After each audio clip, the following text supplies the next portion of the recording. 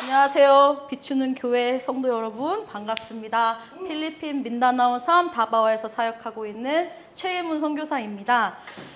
제가 이번에 감사하게 로잔 대회를 참석하게 됐어요. 그래서 감석하게 되고 이제 제가 성인 MK들을 이제 선교사 자녀들을 위한 단체인 KWMK라는 이제 그곳에서 예배 사역과 게더링의 일정이 있고 또 선교사들이 위기 상황이 닥쳤을 때 어떻게 대응하는지에 대한 훈련을 받는 Crisis Response Training이라는 그 훈련을 위해서 제가 한 달 정도 한국을 방문하게 되었습니다.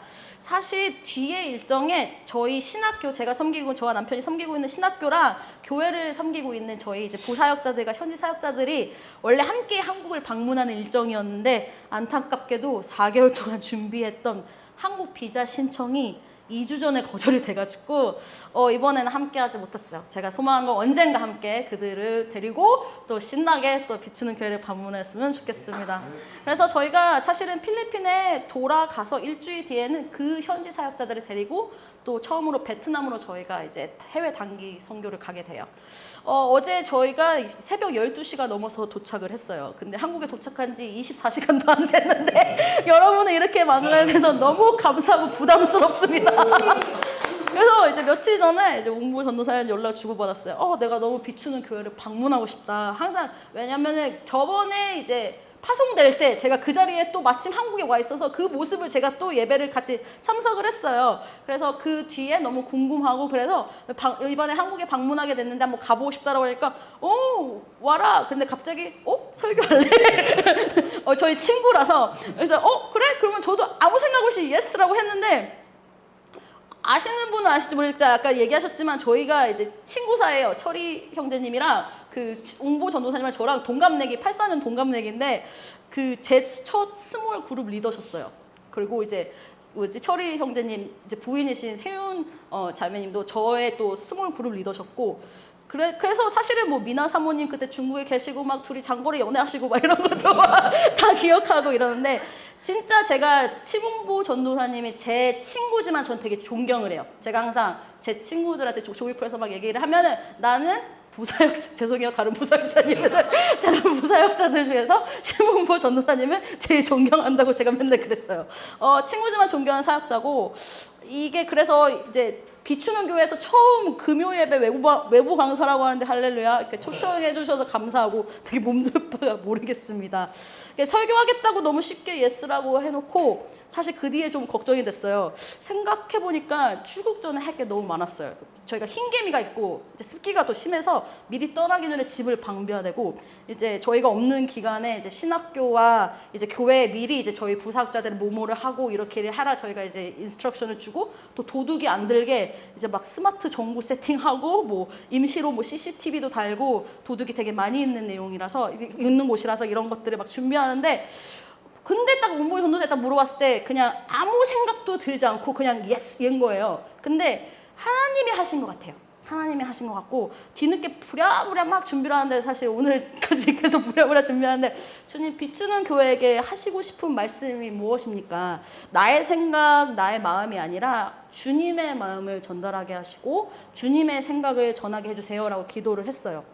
근데 그래서 제가 이 교회의 사명, 비전, 주님의 뜻이 무엇입니까? 물론 담임 사역자가 무슨 비전과 사명과 세팅을 갖고 있지만 이런 마음들을 믿음으로 선포하고 우선은 축복하고 이제 설교를 시작하라는 마음을 주셨는데요. 그래서 만약에 제가 한 포인트마다 선포하면 아멘으로 화답해 주시면 감사하겠습니다.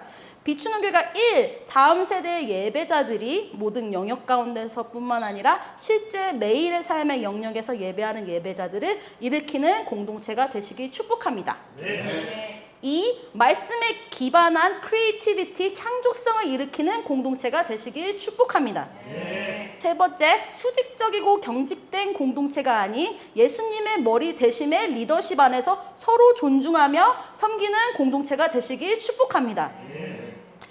네 번째, 또한 자기 자신보다 연약한 자를 돌보고 성숙하게 섬기는 공동체가 되시길 축복합니다. 7개까지 있어요. 7은 완전수니까. 5번, 주님 앞에서 나를 투명하게 비춰내는 것을 두려워하지 않고 자기 대면하는 것을 두려워하지 않는 공동체가 되시길 축복합니다. 6번, 서로의 연약함이 치부와 수치가 되는 것이 아니라 주 안에서 사랑과 용납으로 서로 품을 수 있는 그러한 공동체가 되시길 축복합니다. 마지막으로 무엇보다 예수 그리스도의 겸손함을 가지고 reflect, 비추는 공동체가 되시길 예수 그리스도의 이름으로 축복합니다. 아멘. 오늘 설교의 제목은 상하고 통회하는 마음을 주님께 내어드리는 삶입니다. 시편 51편 10절에서 17절 말씀입니다. 제가 그냥 읽을게요. 하나님이여 내 속에 정한 마음을 창조하시고 내 안에 정직한 영을 새롭게 하소서. 나를 주 앞에서 쫓아내지 마시며 주의 성령을 내게서 거두지 마소서. 주의 구원의 즐거움을 내게 회복시켜 주시고 자원하는 심령을 주사 나를 붙드소서. 그리하면 내가 범죄자에게 주의 도를 가르치리니 죄인들이 주께 돌아오리이다. 하나님이여 나의 구원의 하나님이여 피 흘린 죄에서 나를 건지소서. 내 혀가 주의 의를 높이 노래하리이다. 주여 내 입술을 열어주소서. 내 입이 주를 찬송하여 전파하리이다. 주께서는 제사를 기뻐하지 아니하시나니 그렇지 아니하면 내가 드렸을 것이라. 주는 번제를 기뻐하지 아니하시나이다. 하나님께서 구하시는 제사는 상한 심령이라. 하나님이여 상하고 통회하는 마음을 주께서 멸시하지 아니하시리라. 아멘. 시편 51장의 말씀은 사실 읽기 전에 다윗의 시, 인도자를 따라 부르는 노래, 다윗이 밧세바랑 동침한 후 선지자 나단이 그에게 왔을 때라고 적혀 있어요. 주님, 제가 비추는 교회 가는데 이거 가늠하고 나서 걸려서 하는 회개의 기도의 말씀을 주셔서 제가 되게 당황을 했는데 너무나 잘 아는 얘기죠. 왕 다윗이 밧세바와 간음을 합니다. 전략적으로 우리아를 죽게 합니다. 그리고 과부가 된 밧세바를 차지합니다. 그리고 그것에 대해 죄들을 없었던 척하고 그렇게 사는 모습을 하나님께서 보시고 악하게 여기십니다. 그래서 하나님이 하나님의 선지자인 나단을 보내서 비유를 통해서 이야기하게 하시고 죄를 묻어두고 회피하던 다윗에게 하나님의 말씀으로 자신의 죄를 대면하게 하십니다. 그 죄를 자기가 깨닫게 되었을 때 고백하는 내용이 이 유명한 시편 51편입니다. 상하고 통회하는 마음을 주께 드리는 삶. 상하고 통회하는 마음을 주께 드리는 삶을 살기 위해선 우리가 무엇을 해야 할까요? 1번, 하나님의 말씀이 내 삶 가운데 비춰져야 합니다. 하나님의 말씀이 내 삶 가운데 비춰져야 합니다. 다윗이 자신의 죄를 회개하지 않고 어둠 가운데 숨겨두었을 때 하나님께서는 그것을 가만히 보지 않으시고 하나님의 말씀을 대언할 나단을 보내십니다. 나단을 통해서 자신의 바닥을 보게 하십니다. 자신의 죄악을 보게 하십니다. 맨 처음에 다른 사람의 어떠한 그러한 parable 그런 것도 예두로 이야기를 들었을 때는 저놈 나쁜 놈이네요 라고 다윗이 얘기하지만 사실 그 얘기가 다윗의 이야기였죠. 근데 하나님께서는 그 말씀을 통해서 우리를 비춰내게 하십니다. 예전에 제가 들었던 예시예요. 제 예시인 걸로 제가 기억하는데 노르웨이 중부에 인구 3,500명이 되는 작은 도시에 리우칸시라는 곳이 있어요. 근데 이게 제가 전에 들었던 말씀에서 들은 예시라서 다시 찾아봤는데 노르웨이 협곡에 이게 있어서 연중 6개월 동안은 온종일 햇빛을 볼 수 없는 거예요. 근데 그곳에 초대형 거울을 설치를 해서 반사된 햇빛을 쬐 수 있게 되었다는 이야기가 있어요. 근데 그거에 대해서 100년 전부터 어떤 한 사람이 아이디어를 갖고 있었는데 그 또 다른 한 사람이 그 돈을 기부하여서 현실로 일어날 수 있게 해서 이게 17제곱미터 되는 초대형 거울들이 3개 빵빵빵 이게 설치를 해서 2013년도에 드디어 그들이 햇빛을 1년 내내 보게 될 수 있었다는 뉴스를 제가 봤어요. 제가 들어서 봤는지 봐서 했던지 기억이 안 나는데 based on a true story, 실화예요.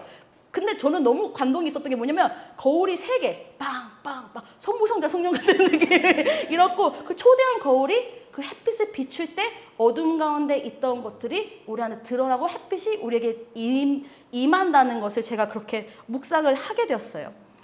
자기 대면을 하고 깨어지면 사실 자책이 아닙니다. 나 혼자 이 과정을 진행하거나 겪으면 그건 그저 자기 비하가 되고 자기 기만이 되고 때로는 또한 자기 합리화로 이어지기 십상입니다.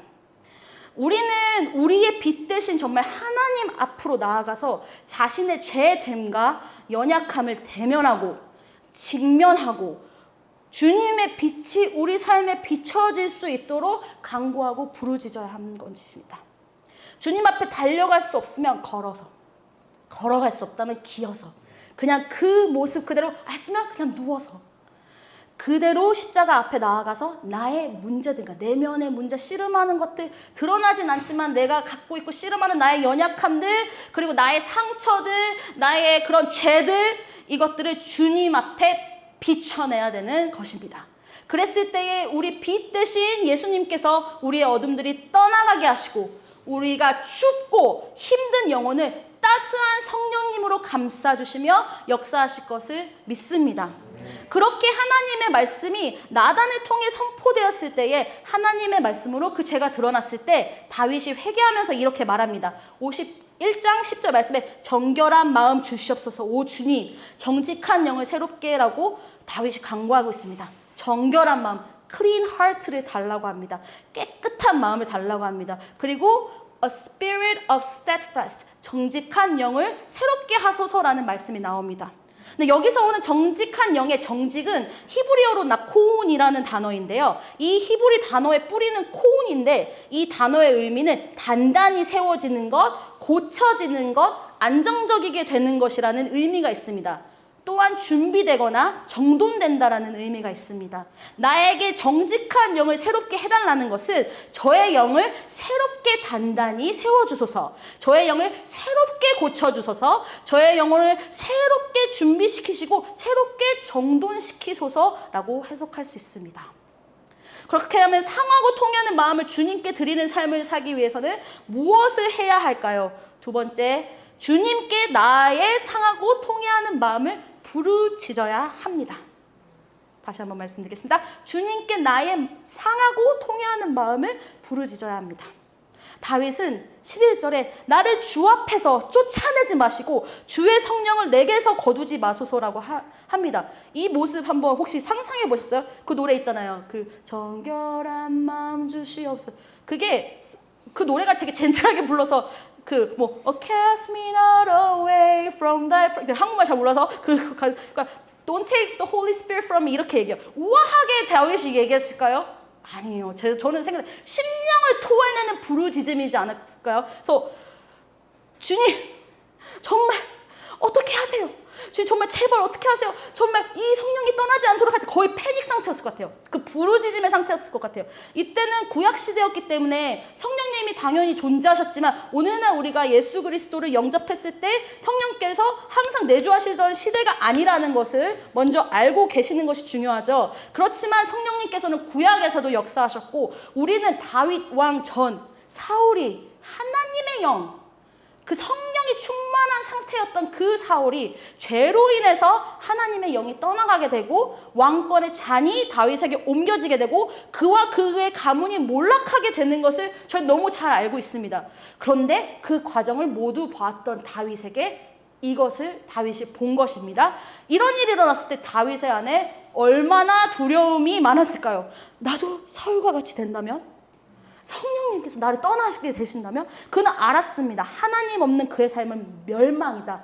정말 아무것도 아니다. 정말 한순간에 망할 수 있구나 라는 그 두려움을 누구보다 가장 가까이 사울의 모습을 보면서 그리고 가장 베스트 프렌드였던 요나단을 보면서 그것을 알고 있었을 것입니다. 그렇기 때문에 간절히 주님 저를 쫓아내지 마세요. 성령을 거두지 마세요. 제발 제발 이러한 심정으로 간구하게 되는 것입니다. 여러분 어려우십니까? 내 안에 연약함들과 죄를 혹시 경험하고 계십니까? 주님께 부르짖어야 합니다. 주님 용서해 주세요. 주님 저와 함께 해주세요. 저를 제발 회복시켜 주세요. 제발 회복시켜 주세요. 성령 떠나간데 지금 성령을 내주하시지만 성령의 그 충만하심이 제가 경험하길 원합니다. 간절한 마음으로 우리가 주님께 부르짖어야 한다는 것입니다. 그래서 12절로 가면 주의 구원의 즐거움을 내게 회복시켜 주시고 자원하는 심령을 주사 나를 붙드소서. 주의 구원의 즐거움을 회복시켜 달라고 합니다. 자원하는 심령을 달라고 합니다. 붙들어 달라고 합니다. 그 뜻은 우리가 죄 가운데 구원할 때 무슨 뜻이냐면 우리가 우리의 죄를 대면하지 않을 때 주의 구원의 즐거움이 사라진다는 뜻입니다. 아담과 하와가 죄를 지었을 때 하나님께로부터 숨었던 것과 같이 매일 함께했던 그 스윗하고 너무 사랑스러웠던 그 시간이 어느 순간 죄를 짓게 되면서 기쁨보다는 걱정과 두려움으로 남아있었던 것과 같이 사단은 죄를 통해 우리의 연약함들을 통해 우리의 부족한 부분을 통해 죄를 통해 특별히 우리의 구원의 즐거움을 steal, 즉 도둑질합니다. 여기서 회복이라는 히브리 단어는 하시바입니다. 그 단어의 뿌리는 shop입니다. 회복이지만 새롭게 하다, 돌아가다라는 의미가 있습니다. 나를 구해주세요 라는 뜻으로도 사용됩니다. 주님 새롭게 하소서, 주께로 다시 돌아가게 하소서, 주께서 나를 구해주소서, 그 구원의 기쁨으로 내가 다시 돌아가게 하소서라고 합니다. 여러분 그 간절한 심령으로 주님께 남들에게 혹시 숨겨지거나 드러나지 않아도 내가 스트러글하고 있고 어려워하는 그 죄성과 연약함과 죄 모든 것을 회개하며 주님께 부르짖으시기 축원합니다. Right here, right now. 바로 이곳에서 지금 내일 말고 내일 모레 말고 다음 주 내가 시간 나서 좀 쉴 수 있을 때 말고 그 순간 그 회개의 부르짖음이 일어나길 원합니다. 곧바로 13절에 이렇게 나옵니다. 그리하면 내가 범죄자에게 주의 도를 가르치리니 죄인들이 주께 돌아오리이다. 이러한 진정한 회개가 일어날 때 무엇이 일어납니까? 부흥이 일어납니다. 부르짖음에서 회개에서 끝나지 않습니다. 주 앞에서 철저한 회개와 자기 대면, 주님의 말씀을 통해서 자기 대면을 하고 회개와 깨어짐을 했을 때 진정한 부흥이 일어난다는 것입니다. 영혼 구원이 일어난다는 것이에요. 할렐루야. 죄인들이 주께 돌아오게 되리니 범죄자 애들에게 주의 도를 가르치고 그리고 그들이 주께 돌아옵니다. 그리고 14절 15절 하나님이여 나의 구원의 하나님이여 피 흘린 죄 속에서 나를 건지소서 내 혀가 주의 의를 높이 노래하리이다. 주여 내 입술을 열어주소서 내 입이 주를 찬송하여 전파하리이다. 예배가 회복됩니다.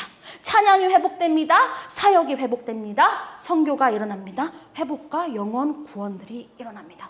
언제?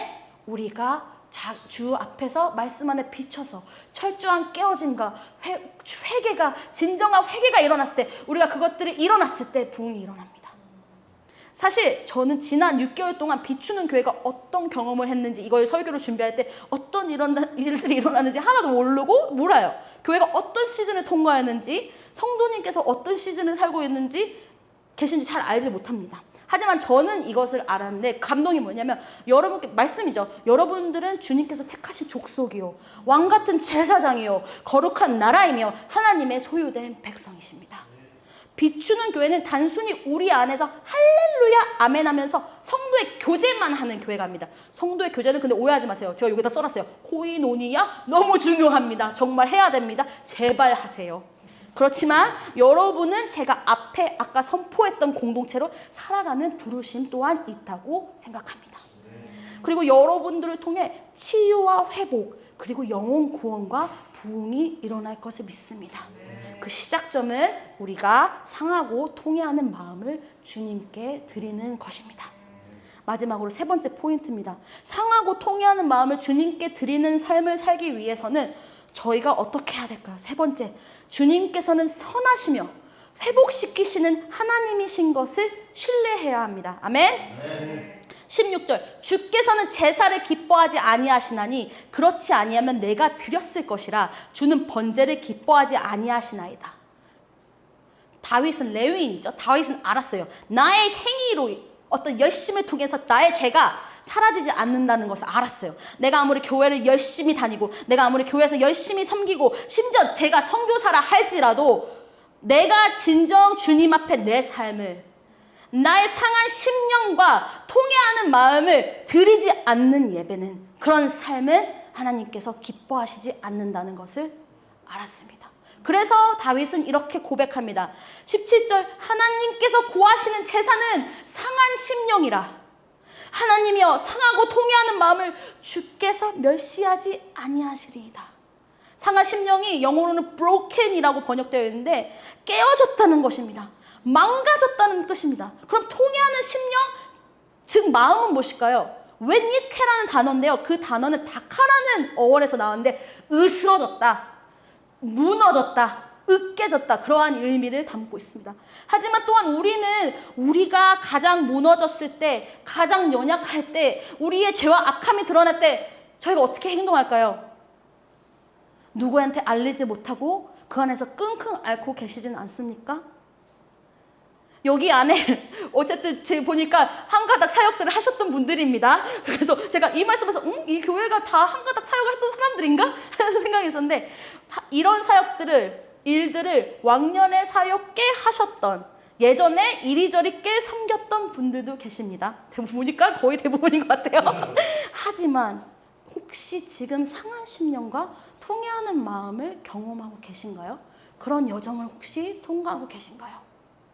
성경학자 풀은 상한 심령과 통해하는 마음을 강팍하고 돌같이 굳은 마음과 어찌 보면 반대의 모습이라고 합니다. 강팍하고 굳은 마음을 하나님을 대적하고 반항하고 고집세고 죄에 무뎌져 있으며 일촉즉발 고질적인 구제불능의 마음의 모습이라고 합니다. 여러분, 그 강팍하고 굳은 마음을 가지고 살아가고 계십니까? 살아가고 계실까 두려우십니까? 자신의 바닥이 드러나면 자신의 모습이, 자신의 부족한 모습이, 자기의 이 죄들이 다른 이들에게 드러날까 두려우십니까? 그 모습 그대로, 깨어짐 그대로 나아가시길 축복합니다. 왜냐하면 주님은 선하시며 회복시키시는 하나님이시기 때문입니다. 그 마음을 멸시하지 않으실 것이기 때문입니다. 우리는 주님의 사랑과, 여기에서 하나님과 사랑이 안 빠진 사람 있을까요? 사랑과 주님을 향한 열정이 불타오르지 않은 사람 있을까요? 주님 사랑합니다, 주님 찬양합니다, 맨날 방방 뛰면서 주님 사랑한다고 고백하지 않은 사람 여기 한 명도 없다고 믿습니다. 나쁜 건 아닙니다. 너무너무 아름다운 고백입니다. 고백을 폄하하지 않습니다. 하지만 지금 심령이, 지금 영혼육이 회복되고 치유해야 할 부분들이 있을까요? 여러분, 자기 객관화가 필요합니다. 말씀 안에서. 자기 객관화 다른 데서 하지 마세요. 하나님 말씀 안에서 자기 객관화가 돼야 돼요. 여러분, 자기 대면이 필요합니다. 주님 안에서. 어제가 아닌, 예전의 영광이 아닌, 예전에 내가 화려했던 모습이 아닌, 오늘 바로 지금 이 시간 여러분은 무엇을 비추고 계십니까? 나는 무엇을 비추고 있습니까? 무엇을 비춰내고 있습니까? 속은 무너져 썩어져 가고 있는데 가식을 비춰내고 있습니까?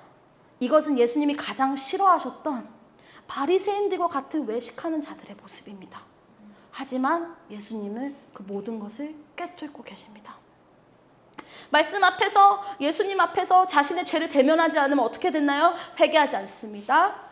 대신 자신의 행동을 합리화시킵니다. 어쩔 수 없었어. 나는 그럴 수밖에 없었어. 죄를 질 수밖에 없었어. 그럴 수밖에 없는 상황이었어. 그가 나를 아프게 했어. 그가 나를 상처 줬어. 내 리더가 이렇게 했어. 이러한 과거의 상처가 있어. 나의 가정 때문에, 나라의 이러한 부분 때문에. 회개 없는 모습은 곧 굳은 마음으로 연결되고, 굳은 마음은 곧 굳은 행동으로 연결됩니다.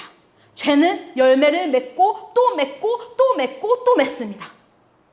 신약 성경 인물 베드로에 대해서 얘기해 보겠습니다. 베드로의 깨어짐에 대해서 얘기해 보겠습니다. 베드로는 예수님이 잡히시고 끌려가셨을 때 제자로서의 진정한 자기 수준을 경험합니다.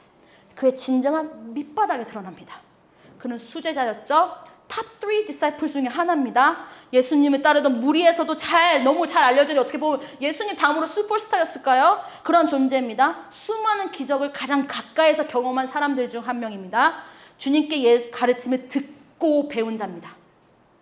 심지어 다른 이들이 예수님이 그저 선생이요 선지자 정도로만 이해하고 알았을 때 주는 그리스도시요 살아계신 하나님의 아들이라는 고백도 합니다. 그리고 자신은 절대 never, ever 예수님을 배신하지 않을 것이라고 장담하였습니다.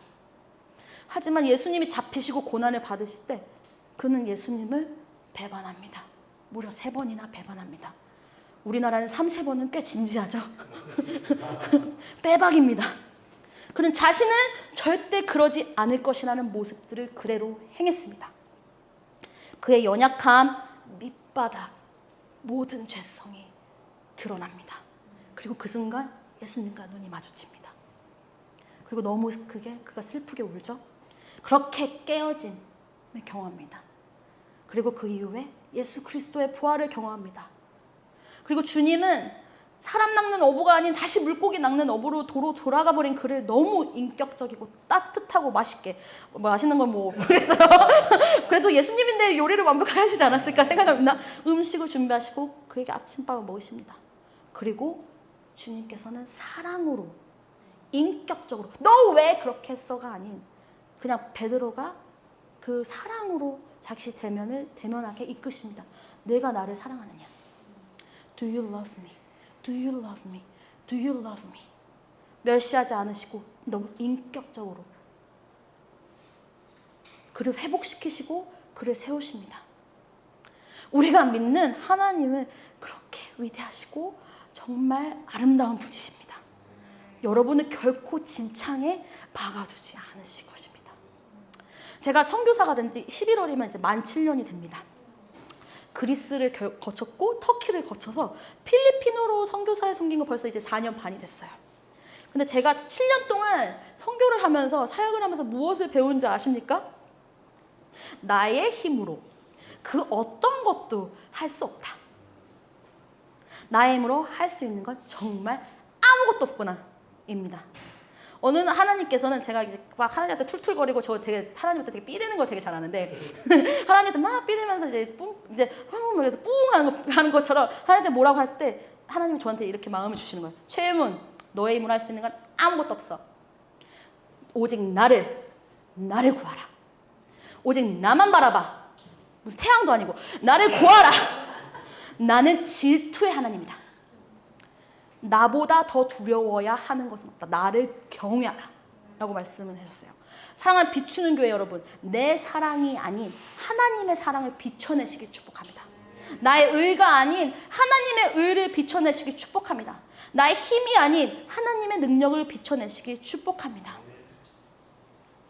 저는 그래서 그 선교지에서 이제 여러 사역들을 하고 있는데 메인 사역들 중에 하나는 신학교 학생들을 위한 제가 학과장으로서 섬기고요. 또 다른 거는 저희가 1년 반 전에 하마폼 국제교회라는 작은 교회를 개척했는데 거기서 남편과 함께 공동 이제 목회를 하고 있습니다. 목사는 아니지만 이제 같이 공동 사역을 하고 있는데요. 거기서 하나님께서 뭐를 정말 가르쳐 주시면 제가 웅보전도사님들이 얘기했는데 뭐 world ministry 이런 게 아니에요. 한 영혼, 그 한 영혼. 그 한 영혼을 바라보게 하시고 뭐를 저를 제가 대면하고 비춰야 됐던 건 뭐냐면 내가 성질 진짜 더럽다. 성질 되게 더럽다. 두 번째, 내가 정말 사랑이 없구나.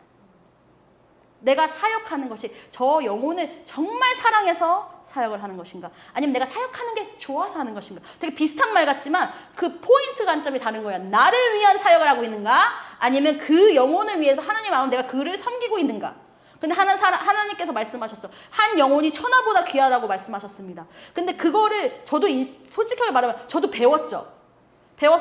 신학교로 나오고 신대원을 나오고 사역을 하고 그것을 배웠지만 진정으로 정말 깨닫게 되는 게 제가 어떻게 보면은 이제 사역자가 돼서 선교지로 나가서 그 한 영혼을 보고 그를 섬길 때 너무너무 열받게 할 거예요. 그러니까 어떻게 저렇게 할 수가 있을까라고 상상 이상의 행동하는 거예요. 그러니까 가끔씩 이제 필리핀 너무 사랑하지만 저희가 생각하는 항상 기준을 정말 초월하는 그러한 행동들을 해요. 그러니까 예시로 들면은 누가 어떻게 사고로 이제 천국에 갔어요. 그러면은 이 사람 천국에 갔어. 그리고 그 사람 죽은 모습을 그대로 저한테 페이스북 메신저로 사진을 보내요. 그러면 저는 보고 이걸 왜 보내지? 근데 그들은 너무 죽음에 익숙하기 때문에 이게 아무렇지도 않아요. 그러니까 이게 저희는 충격이잖아요. 그들은 제가 충격을 받는 거에 그들이 충격을 받아요. 그런 기준이 되게 제가 생각하는 이 정도면 이럴 거야 라는 기준을 항상 뛰어넘는 행동과 그것들을 경험해요. 그러면서 저는 다시 체크를 하는 거죠. 그렇게 충격을 받고 아니면은 제가 생각하는 상식을 하나님께서 매번 깨시는 거죠. 웃기지 마. 그건 너의 그냥 기준 중에 하나야. 나의 기준이 뭘까? 그럼 그들이 하는 행동이 모두 거룩하나? 그렇지 않아요. 그럼 저의 역할은 하나님의 말씀 안에서 그걸 비춰내고 그들에게 도전을 주는 것이지 나의 문화와 나의 시점을 그들 판단하는 게 아니거든요. 근데 그게 자칫 잘못하면 굉장히 judgmental 되고 되게 판단하게 되는데 하나님이 너의 시선으로 보지 말고 나의 시선으로 보고 나의 마음으로 사랑하고 나의 마음으로 섬기래요. 제가 인간적으로 사랑할 수 있는 건 그냥 이만큼. 사랑을 할 수 있어요. 어느 정도까지는.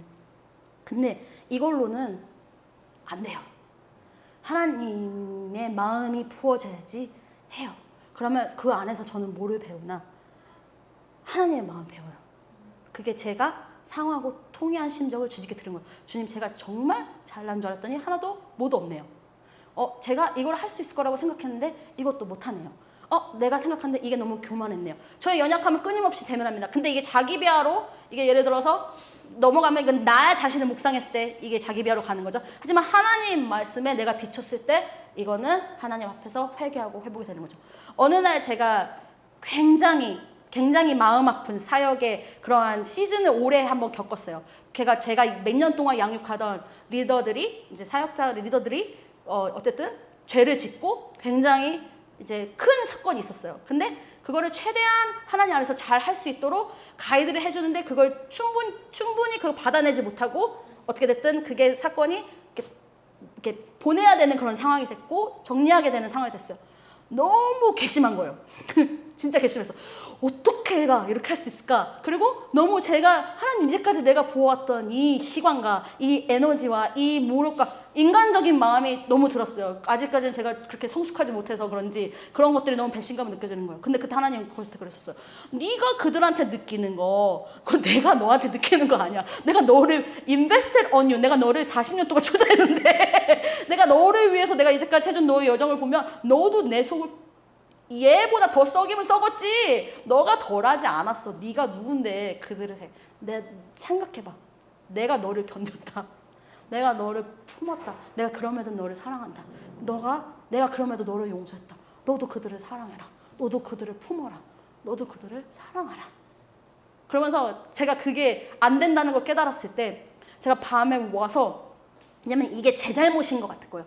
내 탓을 하게 되는 거야. 내가 잘못 가르쳤구나. 내가 잘못했구나. 내가 제대로 하지 않아서 자책이 너무 막 드는 거예요. 그래서 제가 그날 밤에 엉엉 울었어요. 엉엉 울면서 제 남편한테 이러면서 나는 좋은 선교사가 아니야. 이러면서 나는 좋은 사역자가 아니야. 그러면서 엉엉엉엉 울었어요. 근데 그게 뭐였냐면 제 진짜 교만이 깨지는 거예요. 내가 할 수 있다고 생각했구나. 내가 할 수 없다. 하나님밖에 할 수가 없다. 비추는 교회 또 하나님밖에 하실 수 없다. 여러분들이 했던 수고와 헌신과 모든 것들에 어떻게 보면 때가 조금 묻어져 있을 수도 있고 가시가 조금 박혔을 수도 있고 아니면 큰 상처가 남을 수도 있고 아니면 내가 다른 사람한테 보이지 못했던 어떤 포지셔닝 때문에 드러내지 못했고 이런 것들을 저는 비추는 교회가 지금 이제 그 다음 시즌을 앞둔 이 시즌에 정말 하나님께서 완벽하게 치유하고 회복시키고 가시고 원한다고 믿어요. 그래서 근데 이 상하고 통회하는 심정을 주님께 드리는 이 과정, 이 자기 대면의 과정이 너무 페인풀하고 너무 아프고 너무 쓰라린데 그 수술과 그 작업이 이루어져야지 사실은 우리가 회복된 마음으로 그 다음 세대와 우리가 그 영적인 자녀들을 품고 양육할 수 있다고 믿습니다. 그래서 사랑하는 비추는 교회 여러분, 정말 그리고 자기 회개와 대면이 없는 사람들이 사역을 계속하게 되고 섬기게 되면은 어떻게 되는 줄 아세요? 그 작업이 없이는 우리는 몬스터, 괴물들을 만들어낼 수 있어요. 영적인 그런 능력과 성령적인 은사가 많더라도 정말 이런 것들이 해결이 안 되면 그럼에도 사역하는 사람들 있죠? 끝까지 우리가 주님 앞에 나아갈 그 마지막 순간까지 우리가 faithful servant로 마무리해야 되지 않을까요? 그때까지 달리려면 이러한 작업들이 너무너무 필요합니다.